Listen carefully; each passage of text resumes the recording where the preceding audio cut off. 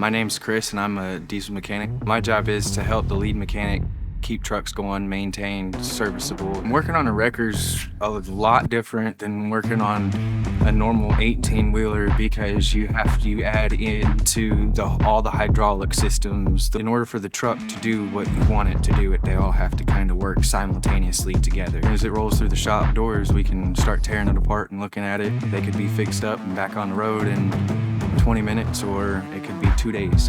I'm Jeff Poquette, and I'm one of the owners of Southside Wrecker. Today we're in our truck repair shop. Kind of unique at Southside to have your own truck repair shop. We do our own work as well as work for the public. My name's Jeffrey Poquette, and I am the shop foreman / manager. We've got a clutch job in the shop right now for an outside customer. The customer reached out to me about a week ago and stated that he reached out to multiple dealers and other shops, and everybody was telling him anywhere from 4 to 6 weeks out. I got with my shop guys and we got him in here in a week, so he was thrilled with that. We can handle it all: brakes, clutches, driveline repairs, hydraulic repairs, AC, computer diagnostics. We can do it.